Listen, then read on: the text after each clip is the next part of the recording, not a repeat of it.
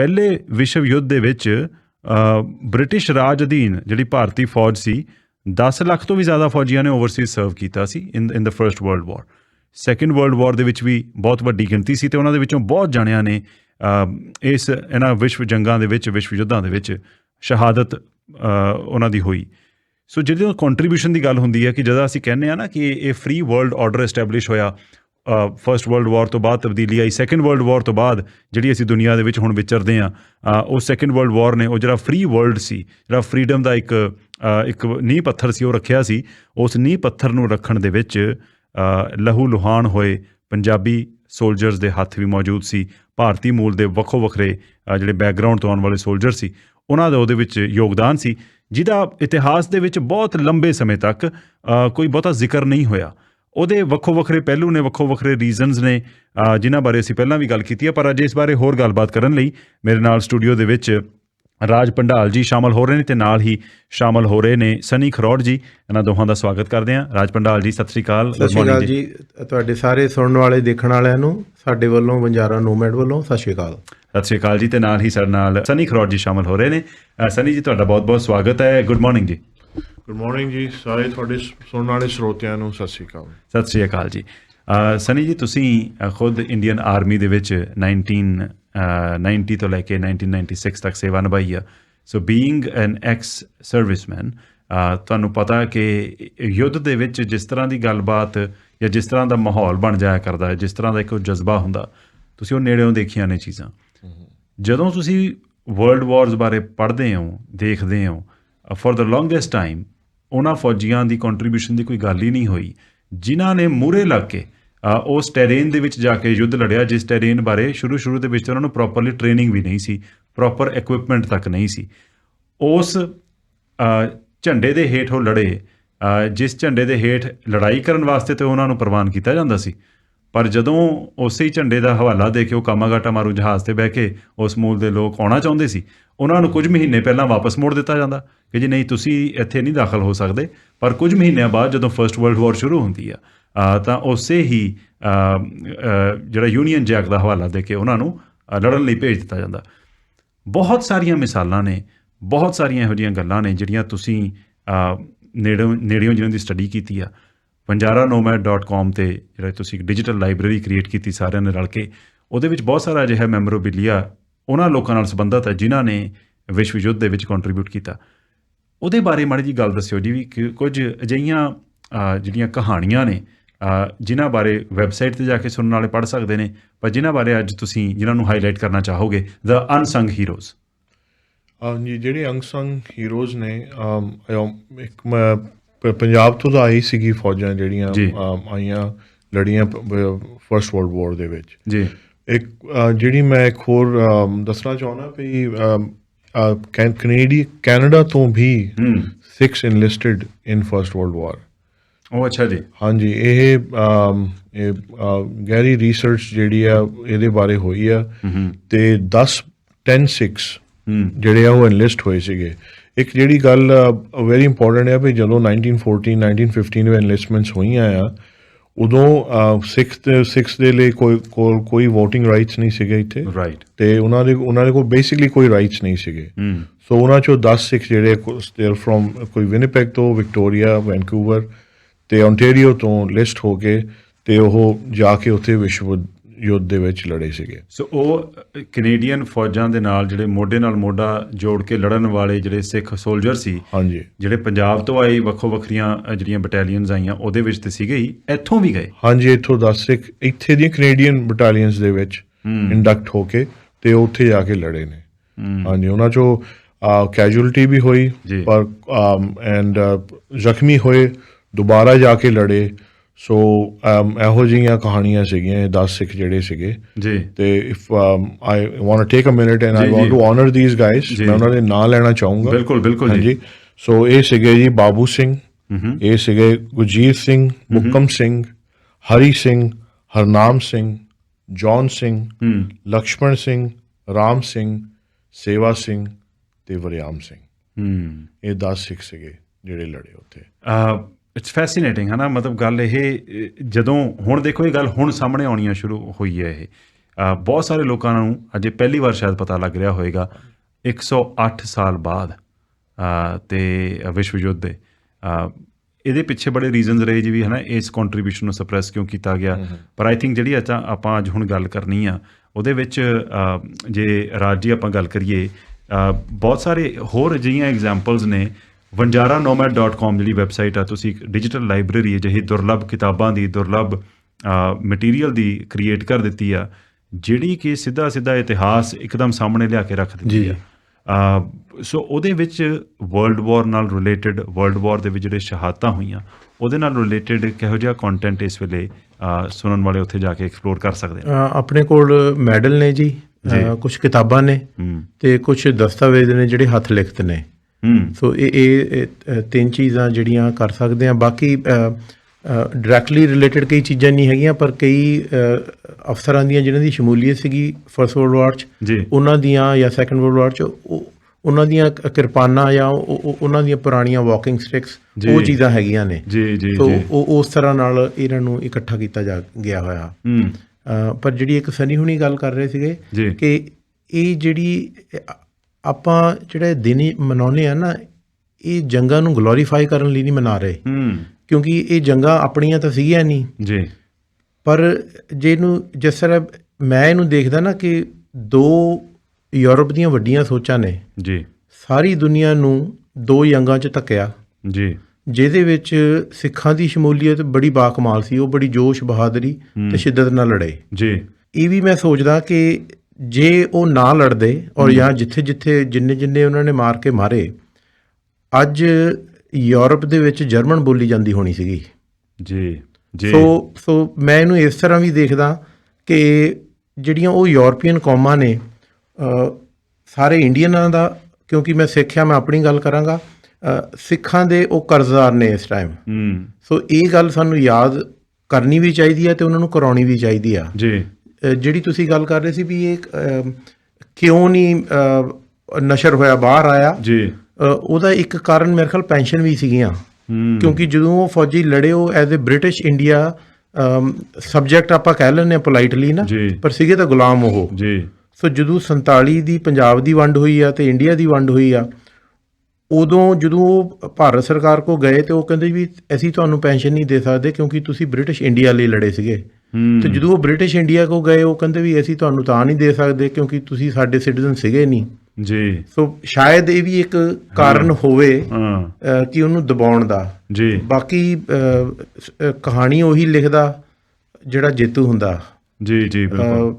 ਸੋ ਪਰ ਇੱਕ ਮੈਂ ਹੋਰ ਵੀ ਸੋਚਦਾ, ਜਦੋਂ ਮੈਂ ਉਹਨਾਂ ਨੂੰ ਦੇਖਦਾ ਨਾ, ਉਹਨਾਂ ਦੀਆਂ ਕਹਾਣੀਆਂ ਪੜ੍ਹਦੇ ਹਾਂ ਜਾਂ TV 'ਤੇ ਆਪਾਂ ਦੇਖਦੇ ਹਾਂ ਕਿ ਜਿੰਨੀ ਬਹਾਦਰੀ ਨਾਲ ਲੜੇ, ਗੁਰੂ ਦੇ ਓਟ ਆਸਰੇ ਨਾਲ ਲੜੇ, ਉਹ ਬੜੀ ਕਮਾਲ ਹੈ ਉਹ ਜੀ। ਬਿਲਕੁਲ ਬਿਲਕੁਲ। ਹੋ ਸਕਦਾ ਉਹਨਾਂ ਨੇ ਇਸ ਕਰਕੇ ਲੜਾਈਆਂ ਲੜੀਆਂ ਹੋਣ ਕਿ ਸ਼ਾਇਦ ਇਹ ਸਾਨੂੰ ਆਜ਼ਾਦੀ ਦੇ ਦੇਣ, ਆਜ਼ਾਦੀ ਮਿਲ ਜਾਏ ਸ਼ਾਇਦ ਜੀ। ਬਿਲਕੁਲ। ਫਸਟ ਵਰਲਡ ਵਾਰ ਦੇ ਵਿੱਚ ਤੇ ਸਪੈਸ਼ਲੀ ਇਹ ਬੜਾ ਪਰਬਲ ਹੀ ਸੀਗੀ ਫੀਲਿੰਗ ਇਹ ਵੀ ਸਾਨੂੰ ਸ਼ਾਇਦ ਆਜ਼ਾਦੀ ਦੇ ਦੇਣ ਜੀ ਜੀ। ਤੇ ਜੇ ਆਜ਼ਾਦੀ ਮਿਲ ਜਾਂਦੀ ਫਿਰ ਇਹਨਾਂ ਦੀ ਜਿਹੜੇ ਸਾਰੇ ਸ਼ਹੀਦ ਸੀ ਜਿਨ੍ਹਾਂ ਨੇ ਵਰਲਡ ਵਾਰ ਦੇ ਵਿੱਚ ਜਾ ਕੇ ਸ਼ਿਰਕਤ ਕੀਤੀ, ਫਸਟ ਵਰਲਡ ਵਾਰ ਸਪੈਸ਼ਲੀ, ਉਹਨਾਂ ਦੀ ਫਿਰ ਕੰਟਰੀਬਿਊਸ਼ਨ ਦਾ ਮੁੱਲ ਵੀ ਪੈ ਜਾਣਾ ਸੀ, ਕਿਉਂਕਿ ਜਿਹੜਾ ਭਾਰਤੀ ਆਵਾਮ ਸੀ ਉਹਨੇ ਵੀ ਇਹ ਸੋਚਿਆ ਵੀ ਤੁਸੀਂ ਉਹਨਾਂ ਲਈ ਜਾ ਕੇ ਲੜ ਕੇ ਆਏ ਹੋ ਜਿਹੜੇ ਇੱਥੇ ਸਾਨੂੰ ਓਪਰੈਸ ਕਰਦੇ ਪਏ ਨੇ। ਸੋ ਨਾ ਤੇ ਉਹਨਾਂ ਨੂੰ ਇੱਕੋ ਪਬਲਿਕ ਸਪੋਰਟ ਮਿਲੀ, ਨਾ ਤਾਂ ਪਬਲਿਕ ਨੇ ਉਹਨਾਂ ਨੂੰ ਐਜ਼ ਹੀਰੋਜ਼ ਵੇਖਿਆ। ਤੇ ਜਿਵੇਂ ਤੁਸੀਂ ਦੱਸਿਆ ਵੀ ਸਰਕਾਰੀ ਪੱਖ ਉਹਨਾਂ ਨੂੰ ਹੀਰੋਜ਼ ਵਜੋਂ ਨਾ ਵੇਖਣ ਦਾ ਇਹ ਸੀ ਕਿ ਜੇ ਉਹਨਾਂ ਨੂੰ ਜ਼ਿਆਦਾ ਪ੍ਰੋਪੈਲ ਕੀਤਾ ਗਿਆ ਤਾਂ ਫਿਰ ਅਜੇ ਤਾਂ ਉਹਨਾਂ ਦਾ ਆਪਣਾ ਮਕਸਦ ਸੀ ਉਹਨਾਂ ਮੁਲਕਾਂ ਦੇ ਵਿੱਚ ਹੋਰ ਹੁਕੂਮਤ ਕਰਨ ਦਾ ਜੀ ਜੀ। ਹੋਰ ਖਿਆਲ ਹੈ ਕਿ ਜਦੋਂ ਇਹ ਪਹਿਲੀ ਜੰਗ ਸ਼ੁਰੂ ਹੋਈ ਉਦੋਂ ਜਰਮਨ ਫੌਜਾਂ ਦਾ ਤੇ ਬ੍ਰਿਟਿਸ਼ ਫੌਜਾਂ ਦਾ ਜਿਹੜਾ ਰੇਸ਼ੋ ਸੀਗੀ ਉਹ 10:1 ਸੀਗੀ।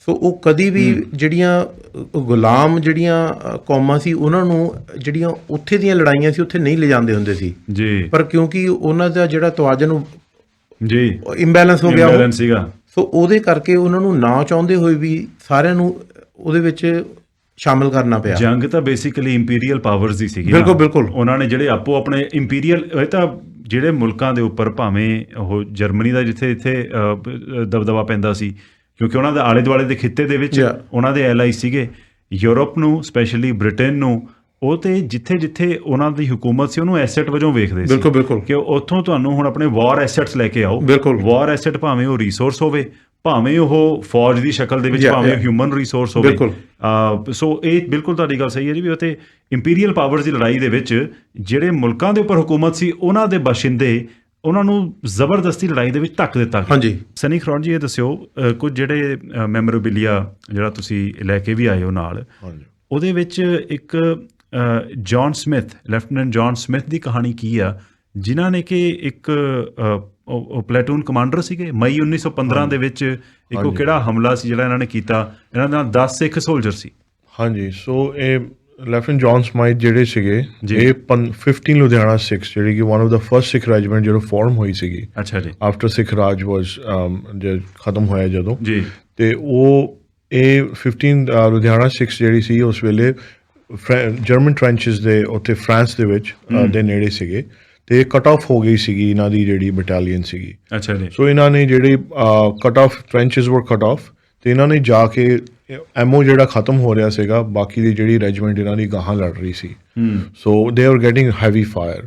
ਸੋ ਜੌਨ ਸਮਿਥ ਨੇ ਇਹਨਾਂ ਨੂੰ ਆਰਡਰ ਆਏ, ਇਹਨਾਂ ਨੇ ਆਪਣੇ ਮੁੰਡਿਆਂ ਨੂੰ ਪੁੱਛਿਆ ਸਿੱਖਾਂ ਨੂੰ ਜੀ ਵੀ ਕਿਹੜਾ ਬੰਦਾ ਜਾਣਾ ਚਾਹੁੰਦਾ ਮੇਰੇ ਨਾਲ, ਵੀ ਹੈਗਾ ਮਿਸ਼ਨ ਬਹੁਤ ਡੇਂਜਰਸ ਹੈ, ਮੌਤ ਵੀ ਹੋ ਸਕਦੀ ਹੈ। ਐਵਰੀ ਵਨ ਆਫ them ਸਾਰੇ ਮੋਰੇ ਆ ਗਏ, ਕਹਿੰਦੇ ਅਸੀਂ ਜਾਵਾਂਗੇ।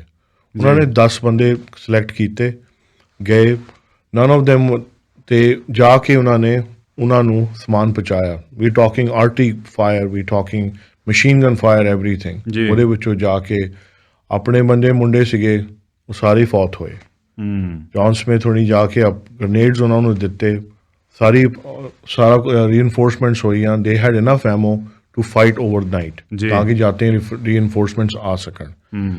ਤੇ ਪਰ ਜਿਹੜੀ ਇਹਦੇ ਵਿੱਚ ਇੰਪੋਰਟੈਂਟ ਗੱਲ ਜਿਹੜੀ ਨੋਟ ਕਰਨ ਵਾਲੀ ਉਹ ਹੈ ਕਿ ਜੌਨ ਸਮਿਥ ਦੇ ਜਿਹੜੇ ਇੱਕ ਪਰਸਨਲ ਅਟੈਂਡੈਂਟ ਸੀਗੇ ਸਪਾਈ ਈਸ਼ਰ ਸਿੰਘ, ਜੌਨ ਸਮਿਥ ਕਿਸੇ ਤਰ੍ਹਾਂ ਬਚਾ ਕੇ ਵਾਪਸ ਆ ਗਏ ਤੇ ਉਹ ਉਸ ਵੇਲੇ ਉੱਥੇ ਬੈਠੇ ਪਾਠ ਕਰ ਰਹੇ ਸੀਗੇ। ਤੇ ਜਦੋਂ ਉਹਨਾਂ ਨੇ ਇਹ ਜੌਨ ਸਮਿਥ ਦੇ ਆਪਣੇ ਵਰਡਸ ਨੇ ਜੀ, ਵੀ ਮੈਂ ਜਦੋਂ ਵਾਪਸ ਆਇਆ ਤੇ ਈਸ਼ਰ ਸਿੰਘ ਪਾਠ ਕਰ ਰਹੇ, ਮੈਨੂੰ ਦੇਖ ਕੇ ਖੜੇ ਹੋ ਕੇ ਉਹਨੇ ਜਕਾਰਾ ਮਾਰਿਆ, ਵਾਹਿਗੁਰੂ ਜੀ ਕਾ ਖਾਲਸਾ ਵਾਹਿਗੁਰੂ ਜੀ ਕੀ ਫਤਿਹ।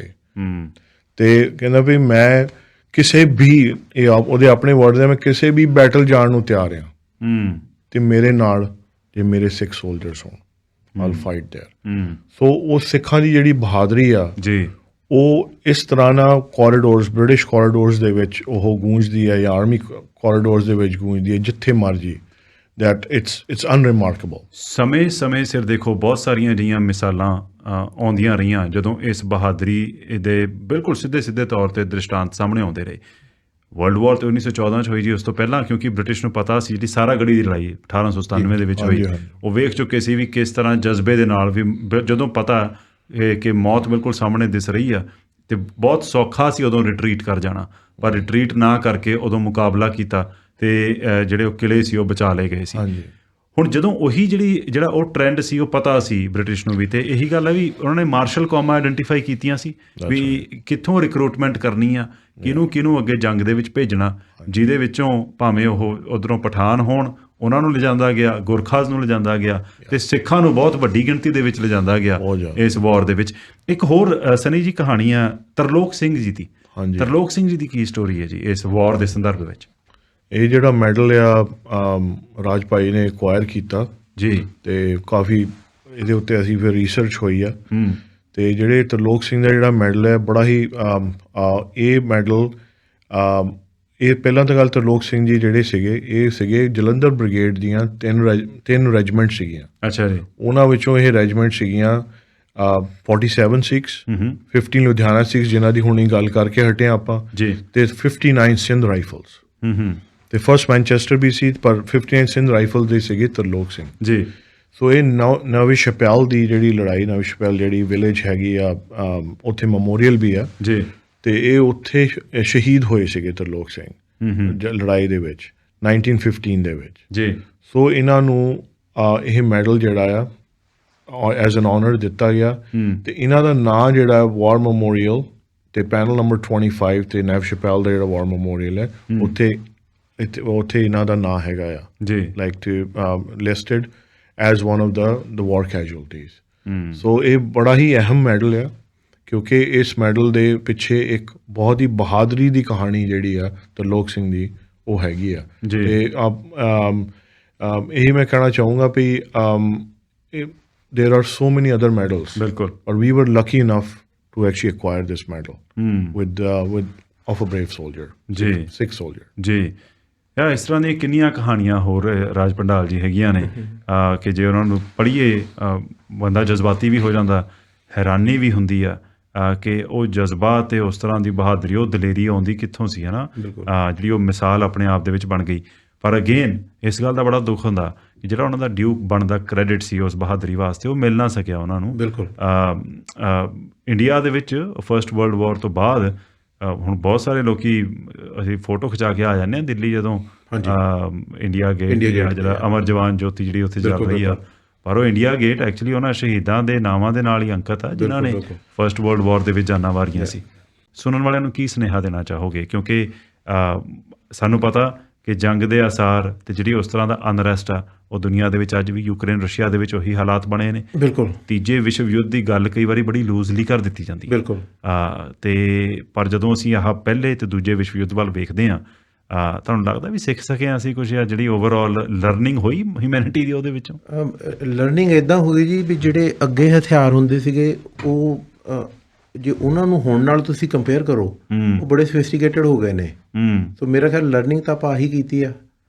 ਯੁੱਧ ਦੇ ਉਹਨੂੰ ਜੰਗ ਕਿੱਦਾਂ ਕਰਨੀ ਆ ਉਹਦੇ ਵਿੱਚ ਜਿਹੜੀ ਆਪਣੀ ਸੋਫਿਸਟੀਕੇਸ਼ਨ ਆਈ ਆ, ਪਰ ਹੋਰ ਮੇਰਾ ਨਹੀਂ ਖਿਆਲ ਹੋਰ ਤਬਾਹਕੁਨ ਹੋ ਗਈ। ਪਰ ਹਾਂ, ਕਿਉਂਕਿ ਆਪਾਂ ਜਿਹੜਾ ਕਰੰਟ ਡਰ ਤਾਂ ਇਹੀ ਹੁੰਦਾ ਵੀ ਐਟੋਮਿਕ ਜਾਂ ਪਰਮਾਣੂ ਕਹਿ ਲਓ ਵੀ ਉਹ ਨਾ ਵਰਤ ਹੋ ਜਾਵੇ ਜੀ। ਸੋ ਪਰ ਜਿਹੜੀ ਜੰਗ ਦੀ ਆਪਾਂ ਗੱਲ ਕਰ ਰਹੇ ਹਾਂ ਫਸਟ ਵਰਲਡ ਵਾਰ, ਉਹਦੇ ਵਿੱਚ ਮੈਂ ਤਾਂ ਉਹਨੂੰ ਇਸ ਤਰ੍ਹਾਂ ਦੇਖ ਰਿਹਾ ਔਰ ਇਹੀ ਸੁਨੇਹਾ ਆ ਵੀ ਜਦੋਂ ਅਸੀਂ ਉਸ ਜੰਗ 'ਚ ਗਏ ਹਾਂ ਜੀ, ਔਰ ਜਿੰਨੀ ਬਹਾਦਰੀ ਨਾਲ ਸਾਡੇ ਬਜ਼ੁਰਗ ਲੜੇ ਨੇ ਉੱਥੇ ਜੀ, ਉਹ ਕਿਸੇ ਓਟ ਆਸਰੇ ਨਾਲ ਲੜੇ ਆ ਕਿ ਉਹ ਪਿੱਛੋਂ ਹਿਸਟਰੀ ਜਿਹੜੀ ਆਪਣੀ ਹਿਸਟਰੀ ਆ ਉਹਦੇ ਉਹ ਚਾਨਣ ਸੀਗਾ ਉਹਨਾਂ ਲਈ। ਇਹ ਗੱਲ ਤੁਹਾਡੀ ਬਿਲਕੁਲ ਬਹੁਤ ਬਹੁਤ ਵਧੀਆ ਗੱਲ ਹੈ, ਇੰਪੋਰਟੈਂਟ ਗੱਲ ਹੈ, ਕਿਉਂਕਿ ਸਿਰਫ ਹਥਿਆਰ ਕੋਲ ਹੋਣਾ ਉਹ ਤੁਹਾਨੂੰ ਯੋਧਾ ਨਹੀਂ ਬਣਾ ਦਿੰਦਾ, ਯੋਧਾ ਤੇ ਜਜ਼ਬੇ ਨਾਲ ਬਣਦਾ। ਬਿਲਕੁਲ ਬਿਲਕੁਲ। ਕਿਉਂਕਿ ਜਿਹੜੀਆਂ ਜੰਗਾਂ ਨੇ ਨਾ ਉਹਨਾਂ ਨੂੰ, ਇੱਕ ਵਾਰੀ ਮੈਂ ਕਿਸੇ ਦੇ ਵਿਚਾਰ ਸੁਣ ਰਿਹਾ ਸੀ, ਉਹ ਮੇਰੇ ਤੋਂ ਕਾਫੀ ਸਿਆਣੇ ਨੇ, ਉਹ ਕਹਿੰਦੇ ਹਿਸਟਰੀ ਨੂੰ ਲੌਜੀਕਲੀ ਦੇਖੋ, ਪਰ ਜਿਹੜੀਆਂ ਜੰਗਾਂ ਲੜੀ ਫੇਥ ਬੇਸ ਹੋਈਆਂ ਨੇ, ਫੇਥ ਤੋਂ ਸਹਾਰਾ ਲੈ ਕੇ ਹੋਈਆਂ ਨੇ, ਉਹਨੂੰ ਤੁਸੀਂ ਲੌਜੀਕਲੀ ਕਿੱਦਾਂ ਦੇਖ ਸਕਦੇ ਹੋ? ਕਿਉਂਕਿ ਉਹ ਤਾਂ ਤੁਹਾਡੀ ਲੌਜਿਕ ਦੀ ਫਲਾਈਟ ਕਿੰਨੀ ਕੁ ਹੋਏਗੀ। ਮਤਲਬ ਮੈਂ ਕੋਈ ਲੌਜੀਕਲੀ ਤੁਹਾਨੂੰ ਗੱਲ ਦੱਸਾਂ, ਹੋ ਸਕਦਾ ਤੁਹਾਨੂੰ ਮੇਰਾ ਲੌਜਿਕ ਨਾ ਸਹੀ ਲੱਗੇ। ਸੋ ਪਰ ਜਿਹੜੀਆਂ ਇਹ ਜੰਗਾਂ ਨੇ, ਇਹ ਮੇਰਾ ਨਿੱਜੀ ਖਿਆਲ ਆ ਵੀ ਆਪਾਂ ਜਦੋਂ ਕਹਿੰਦੇ ਨਾ ਵੀ ਆਰ ਬ੍ਰਿਟਿਸ਼ ਸਬਜੈਕਟਸ ਜੀ, ਉਹ ਬੇਸਿਕਲੀ ਪੋਲਾਈਟਲੀ ਹੈਗਾ ਵੀ ਤੁਸੀਂ ਗੁਲਾਮ ਸੀਗੇ ਜੀ। ਤੇ ਪਰ ਮੈਂ ਇਹ ਵੀ ਸੋਚਦਾ ਕਿ ਸਰੀਰਕ ਤੌਰ ਤੇ ਬੇਸ਼ੱਕ ਅਸੀਂ ਗੁਲਾਮ ਸੀਗੇ, ਜਿਹੜੇ ਸਾਡੇ ਬਜ਼ੁਰਗ ਸੀਗੇ ਉਹ ਮਾਨਸਿਕ ਤੌਰ ਤੇ ਫ੍ਰੀ ਸੀਗੇ। ਉਹ ਸੋ ਜਿਹੜੀ ਉਹਨਾਂ ਨੇ ਜੰਗਾਂ ਲੜੀਆਂ ਨੇ ਉਹ ਕਿਉਂਕਿ ਉਹ ਫ੍ਰੀ ਸੀਗੇ ਇਸੇ ਕਰਕੇ ਲੜ ਸਕੇ ਉਹ ਜੀ। ਸੋ ਅਗੇਨ ਜਦੋਂ ਆਪਾਂ ਇਹ ਦਿਨ ਯਾਦ ਕਰਨਾ, ਆਪਾਂ ਇਸ ਲਈ ਨਹੀਂ ਕਰਨਾ ਕਿ ਅਸੀਂ ਜਿਹੜੀਆਂ ਯੂਰਪੀਅਨ ਕੌਮਾਂ ਨੇ ਜਿਹੜੀਆਂ ਜੰਗਾਂ ਲੜੀਆਂ ਉਹਨੂੰ ਗਲੋਰੀਫਾਈ ਕਰਨਾ, ਅਸੀਂ ਇਸ ਲਈ ਲੜਨਾ ਕਿਉਂਕਿ ਕੁਝ ਸਾਡੇ ਬਜ਼ੁਰਗਾਂ ਨੇ ਬਹੁਤ ਬਾਕਮਾਲ ਜਲਵੇ ਦਿਖਾਏ ਤੇ ਸ਼ਹੀਦੀਆਂ ਦਿੱਤੀਆਂ ਉੱਥੇ ਜੀ। ਸੋ ਅਗੇਨ ਰੀਟਰੀਏਟ ਦਾ ਥਿੰਗ ਬਈ ਉਹਨਾਂ ਕੌਮਾਂ ਤੇ ਸਿੱਖਾਂ ਦਾ ਬੜਾ ਕਰਜ਼ਾ ਹੈ ਜੀ। ਔਰ ਇਹ ਨਹੀਂ, ਅਸੀਂ ਇਸ ਲਈ ਨਹੀਂ, ਇਹ ਕੋਈ ਮਿਹਣਾ ਨਹੀਂ ਹੈਗਾ ਉਹਨਾਂ ਨੂੰ, ਇਹ ਹਿਸਟਰੀ ਦਾ ਇੱਕ ਫੈਕਟ ਆ। ਬਜਾਏ ਕਿ ਸਾਨੂੰ ਗੱਲਾਂ ਕਰਨ ਦੇ, ਉਹਨਾਂ ਨੂੰ ਸਾਨੂੰ ਗੱਲਾਂ ਦੱਸਣੀਆਂ ਚਾਹੀਦੀਆਂ, ਕਿਉਂਕਿ ਰੈਕਡ ਤਾਂ ਉਹਨਾਂ ਕੋਲ ਪਏ ਨੇ ਜੀ। ਹਰੇਕ ਵੇਲੇ ਜਿੰਨਾ ਕਿ ਅਸੀਂ ਪੁੱਛਦੇ ਹਾਂ ਜਾਂ ਪਤਾ ਕਰਦੇ ਹਾਂ ਉਨੇ ਕੁ ਰੈਕਡ ਸ਼ੇਅਰ ਹੋ ਜਾਂਦੇ ਨੇ ਜੀ। ਤੇ ਜਦੋਂ ਗੱਲ ਥੋੜੀ ਜਿਹੀ ਹੋਰ ਪਾਸੇ ਚੱਲ ਜਾਂਦੀ ਹੈ, ਗੱਲ ਖਤਮ ਹੋ ਜਾਂਦੀ ਆ। ਤੁਸੀਂ ਕਿਹਾ ਸੀਗਾ ਕਿ ਕਾਮਾ ਗਾਟਾ ਮਾਰੂ, ਉਹ ਤਾਂ ਉਦੋਂ ਹੋਇਆ ਜਦੋਂ ਸਾਡੀਆਂ ਫੌਜਾਂ ਫਰਾਂਸ 'ਚ ਸੀਗੀਆਂ ਪ੍ਰੈਜ਼ੈਂਟ ਜੀ। ਪਰ ਜਿਹੜਾ ਜਲਿਆਂਵਾਲਾ ਬਾਗ ਆ ਉਹ ਤਾਂ ਜੰਗ ਖਤਮ ਹੋਣ ਦੇ 6 ਮਹੀਨੇ ਬਾਅਦ ਹੋ ਗਿਆ। ਸੋ ਇਹਦਾ ਮਤਲਬ ਤੁਸੀਂ ਉਹਨਾਂ ਦਾ ਪਰਸਪੈਕਟਿਵ ਸਮਝਣ ਦੀ ਕੋਸ਼ਿਸ਼ ਕਰੋ ਕਿ ਜਿੱਦਾਂ ਤੁਸੀਂ ਪਹਿਲਾਂ ਕਿਹਾ ਸੀ ਅਸੀਂ ਤਾਂ ਕੱਚਾ ਮਾਲ ਸੀਗੇ ਉਹਨਾਂ ਲਈ, ਸੋ ਉਹਨਾਂ ਨੇ ਕੱਚਾ ਮਾਲ ਵਰਤਿਆ, ਰॉ ਮਟੀਰੀਅਲ ਕਹਿ ਲਓ ਉਹਨੂੰ। ਸੋ ਅਗੇਨ ਜਿਹੜਾ ਸਾਡਾ ਪਰਸਪੈਕਟਿਵ ਆ ਵੀ ਸਾਡੇ ਬਜ਼ੁਰਗਾਂ ਨੇ ਕਿੰਨੀ ਸ਼ਾਨ ਨਾਲ ਜਿਹੜੀ ਉਹਨਾਂ ਨੂੰ ਡਿਊਟੀ ਸੀਗੀ, ਸ਼ਾਇਦ ਇਹ ਅਹਿਸਾਸ ਕਰਕੇ ਵੀ ਜਦੋਂ ਅਸੀਂ ਜਾਵਾਂਗੇ ਇਹਨਾਂ ਨੇ ਇੰਨੇ ਖੁਸ਼ ਹੋ ਜਾਣਾ ਵੀ ਤੁਸੀਂ ਆਜ਼ਾਦ ਹੋ ਜਾਣਾ ਜੀ ਜੀ। ਸੋ ਦੋ ਵੇਵ ਚੱਲਦੀਆਂ ਪਈਆਂ ਸੀਗੀਆਂ, ਇੱਕ ਗਦਰੀ ਬਾਬੇ ਵਾਲੀਆਂ ਰੱਖ ਲਓ ਹਾਂਜੀ, ਤੇ ਇੱਕ ਇਹ ਲੜ ਰਹੇ ਨੇ ਜੀ। ਔਰ ਦੋਨਾਂ ਨੇ ਉਹਨਾਂ ਤੋਂ ਇੱਕ ਚੀਜ਼ ਜਿਹੜੀ ਮਿਸ ਹੋਈ ਨਾ, ਮੈਨੂੰ ਲੱਗਦਾ ਹੁੰਦਾ ਆਈ ਕੁਡ ਬੀ ਰੋਂਗ, ਵੀ ਉਹਨਾਂ ਨੇ ਪੰਜਾਬ ਦੀ ਵਾਲੀ ਗੱਲ ਨਹੀਂ ਕੀਤੀ। ਇਹ ਉਹਨਾਂ ਤੋਂ ਮੰਗ ਰੱਖ ਨਹੀਂ ਹੋਈ ਵਾਲੀ। ਸੋ ਆਈ ਡੋਂਟ ਨੋ, ਉਹ ਕਿਉਂਕਿ ਆਪਾਂ ਤਾਂ ਸੀਗੇ ਨਹੀਂ, ਆਪਾਂ ਤਾਂ ਸਿਰਫ ਜਿੰਨੀ ਕੁ ਆਪਣੀ ਸੋਚ ਉਸ ਹਿਸਾਬ ਨਾਲ ਗੱਲ ਕਰ ਸਕਦੇ ਹਾਂ, ਹੁਣ ਐਨਾਲਾਈਜ਼ ਕਰ ਸਕਦੇ ਹਾਂ ਆਫਟਰ ਦ ਫੈਕਟ ਜੀ। ਹਾਂਜੀ, ਕਿਉਂਕਿ ਆਪਾਂ ਹੁਣ ਨਿੱਘੇ ਕਮਰੇ 'ਚ ਬੈਠੇ ਹਾਂ, ਆਪਾਂ ਤਾਂ ਕਹਿ ਸਕਦੇ ਹਾਂ ਜੀ ਉਹ ਜੰਗ ਦੇ ਟਾਈਮ ਉਹਨੂੰ ਇਦਾਂ ਕਰਨਾ ਚਾਹੀਦਾ ਸੀਗਾ। ਇਹ ਤਾਂ ਜਦੋਂ ਆਪਾਂ ਉੱਥੇ ਜਾ ਕੇ ਖੜੇ ਹੋਣਾ, ਬਿਲਕੁਲ, ਫਿਰ ਆਪਾਂ ਨੂੰ ਪਤਾ ਲੱਗਣਾ ਬਈ ਕਈ ਵਾਰੀ ਆਪਾਂ ਕਹਿ ਦਿੰਦੇ ਨਾ ਕਿ ਜੰਗ 'ਚ ਕੋਈ ਇਨੋਸੈਂਟ ਨਹੀਂ ਮਰਨਾ ਚਾਹੀਦਾ। ਹਾਂਜੀ, ਇਹ ਤਾਂ ਉਦੋਂ ਪਤਾ ਲੱਗੂਗਾ ਕਿ ਜਦੋਂ ਜਾਨ ਤੇ ਬਣਦੀ ਆ, ਆਪਾਂ ਆਪਣੇ ਸੋਲਜਰਸ ਨੂੰ ਬਚਾਉਣਾ ਆ ਜੀ, ਉਦੋਂ ਫਿਰ ਕੀ ਕਰਨਾ, ਉਦੋਂ ਕੀ ਕਰਨਾ ਆ। ਬਿਲਕੁਲ ਬਿਲਕੁਲ ਸਹੀ ਗੱਲ ਆ। ਸਨੀ ਖਰੋੜ ਜੀ, ਫਾਈਨਲ ਵਰਡਸ ਤੁਸੀਂ ਕੀ ਮੈਸੇਜ ਸਾਂਝਾ ਕਰਨਾ ਚਾਹੋਗੇ at this time of remembrance? ਇਹੀ ਆ ਜੀ ਕਿ ਸਿੱਖ ਜਿਹੜੀ ਬਹਾਦਰੀ ਆ, ਉਹ ਹਰ ਇੱਕ ਸੋਲਜਰ ਦੀ ਬਹਾਦਰੀ ਨੂੰ ਆਨਰ ਕੀਤਾ ਜਾਵੇ ਜੀ, ਅਤੇ ਆਪਾਂ ਇਹ ਨਾ ਭੁੱਲੀਏ ਐਜ਼ ਸਿੱਖਸ ਵੀ ਆਪਾਂ ਵੀ ਬਹੁਤ ਅਹਿਮ ਲੜਾਈਆਂ ਦੇ ਵਿੱਚ ਆਪਣਾ ਯੋਗਦਾਨ ਕੀਤਾ ਜੀ। ਅਤੇ ਆਲਵੇਜ਼ ਰਿਮੈਂਬਰ ਇਹ ਕਰਨਾ ਚਾਹੀਦਾ ਵੀ ਜਿਹੜਾ ਵੀ soldier who is fighting on the front lines should be honored ਜੀ, and should be respected at all times ਜੀ। ਤੁਹਾਡਾ ਸਮਾਂ ਦੇਣ ਲਈ ਬਹੁਤ ਬਹੁਤ ਧੰਨਵਾਦ। Thank you very much. Thank you ਜੀ।